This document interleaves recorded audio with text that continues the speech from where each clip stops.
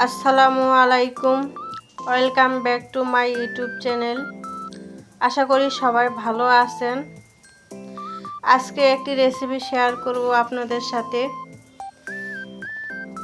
যদি রেসিপিটি ভালো লেগে থাকে তাহলে আমার ইউটিউব চ্যানেলে একটি সাবস্ক্রাইব করে দিবেন আর ভিডিওতে একটি লাইক দিয়ে দিবেন।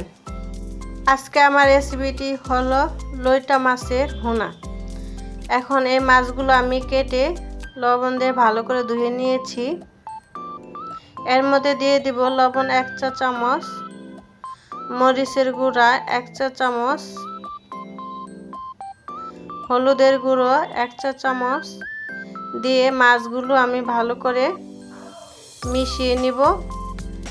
কিছুক্ষণের জন্য ম্যারিনেট করে রেখে দেব। অন্যদিকে আমি একটি কড়াই বসিয়ে দিয়েছি। কড়াইয়ে দিয়ে দেব সয়াবিন তেল। তেলটা আমি ভালো করে গরম করে নিব। এর মধ্যে দিয়ে দেব পেঁয়াজ কুচি। আমি পেঁয়াজটা ভালো করে ভেজে নিব। হালকা ভাজার পর আমি এর মধ্যে দিয়ে দেব টমেটো কুচি। এটা ভালো করে নেড়ে চেড়ে মিশিয়ে ভাজতে থাকবো।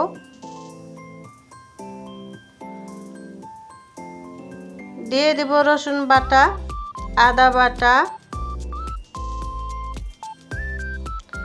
আদা রসুনের পেস্টটা ভালো করে তেলের সাথে ভেজে নিব যাতে এর কাঁচা গন্ধটা না থাকে।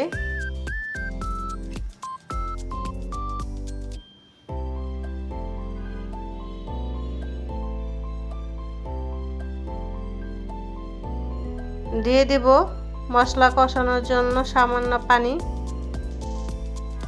যাতে মশলাগুলো ভালো করে কষানো যায়। আর মশলা যত কষানো হবে এর স্বাদ ও টেস্ট আরও বেশি ভালো আসবে। যাই হোক, মশলাটি আমি ভালো করে কষাবো। এখন দিয়ে দিব মরিচের গুঁড়া, হলুদের গুঁড়া, লবণ,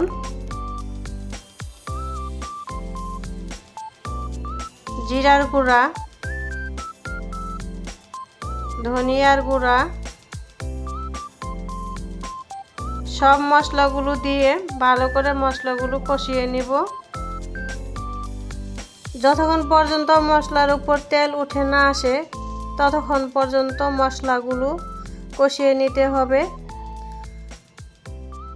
মশলাগুলো কষানোর সুবিধার্থে আমি একটু পানি দিয়ে দিব যাতে মশলাগুলো আরও ভালো করে কষানো যায়। যারা ফ্রিজে রাখা অনেক দিন লইট্টা মাছ রেখে দিয়েছিলেন তারা আর একটু মশলাগুলো বাড়িয়ে দিবেন, তাহলে ফ্রিজে রাখার মাছগুলো কোনো গন্ধ থাকবে না। আর ভালো করে কষিয়ে নেবেন। ভালো করে কষানোর জন্য আমি সামান্য পানি দিয়ে দিচ্ছি। মশলাগুলো উপর তেল চলে আসছে। আমার মশলাগুলো ভালো করে কষানো হয়ে গেছে। এখন এর মধ্যে আমি ম্যারিনেট করা সেই লইট্টা মাছগুলো দিয়ে আবার ভালো করে নেড়ে চেড়ে মশলার সাথে মিশিয়ে নিব। আস্তে আস্তে নাড়ব যাতে মাছগুলো ভেঙে না যায়, কারণ লইট্টা মাছগুলো খুবই নরম। বেশি নাড়াচাড়া করতে গেলে মাছগুলো ভেঙে যেতে পারে, তাই আস্তে আস্তে নেড়ে দিব। মাছগুলোর মধ্যে কয়েক টুকরা কাঁচামরিচ ফালি দিয়ে দিলাম। এখন কিছুক্ষণের জন্য রান্না করব।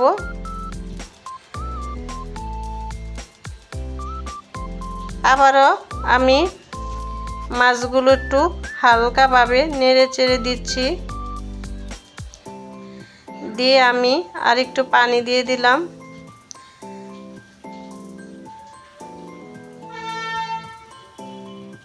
বেশি পানি দিবেন না, কারণ এমনিতেই লইট্টা মাছে পানি উঠে আসে। আমি মাছের মধ্যে একটু জিরার গুঁড়া দিয়ে দিলাম আর ভালো করে পাতিলটা ঝাঁকিয়ে নেড়ে চেড়ে দিলাম। আমার রান্নাটা হয়ে গেছে, দেখেন সুন্দর একটা কালার চলে আসছে। এখন এটা আমি পরিবেশন করব একটা বাটিতে। যে রান্নাটা দেখতেও সুন্দর হয় সেই রান্নাটাও খেতেও অনেক মজা। আমার ভিডিওটি যদি আপনাদের ভালো লেগে থাকে সেখানে আমার সার্থকতা। যদি নতুন নতুন রেসিপি পেতে চান তাহলে আমার চ্যানেলে একটি সাবস্ক্রাইব করে দেবেন। আপনারা ভালো থাকবেন, আমার জন্য দোয়া করবেন। আল্লাহ হাফেজ।